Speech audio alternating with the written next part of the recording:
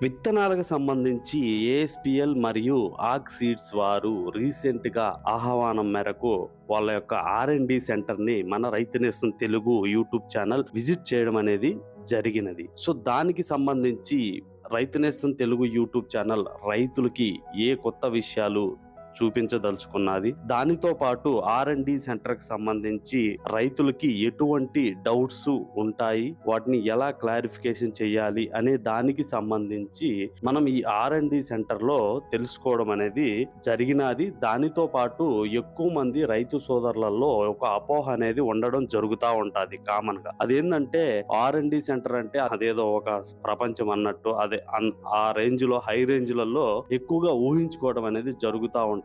అంటే గ్రౌండ్ లెవెల్‌లో కంపెనీ వాళ్ళు చెప్పే విధి విధానాలను బట్టి అలా జరుగుతా ఉంటాది. అటువంటి సిట్యుయేషన్స్ నేను చాలా సార్లు చూడడం జరిగింది. కాకపోతే అంతగా ఉండకపోయినా ఆర్&డి సెంటర్ అంటే రిసెర్చ్ అండ్ డెవలప్‌మెంట్. దానికి సంబంధించి ఎక్కువ మొత్తంలో ఒక విత్తనాన్ని తయారు చేసేటప్పుడు ప్రొడక్షన్ యూనిట్స్ ఉంటాయి. అదేవిధంగా ప్యాకింగ్ సెక్షన్స్ ఉంటాయి.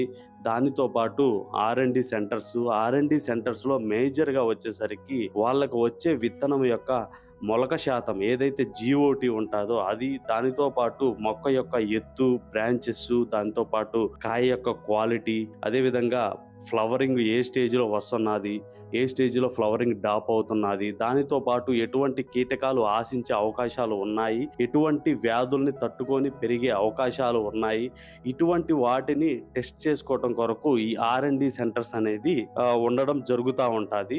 సో, దానికి సంబంధించి మన రైతు నేస్తం తెలుగు యూట్యూబ్ ఛానల్ సందర్శించిన దాన్ని బట్టి ఏమేమి ఉన్నాయి, ఏటి మీద రీసెర్చ్ జరుగుతా ఉన్నది, మార్కెట్‌లో ఏమేమి రాబోతున్నాయి, అటువంటి వాటికి సంబంధించి రిలీజ్ చేయడం కొరకు రైతు నేస్తం తెలుగు యూట్యూబ్ ఛానల్ 2 పార్ట్స్‌గా వీడియోస్‌ని తయారు చేయడం జరుగుతా ఉన్నది. సో, ప్రతి ఒక్కళ్ళు ఒక లైక్ చేసి మా రైతు నేస్తం తెలుగు యూట్యూబ్ ఛానల్‌ని సపోర్ట్ చేస్తారని కోరుకుంటూ ధన్యవాదములు.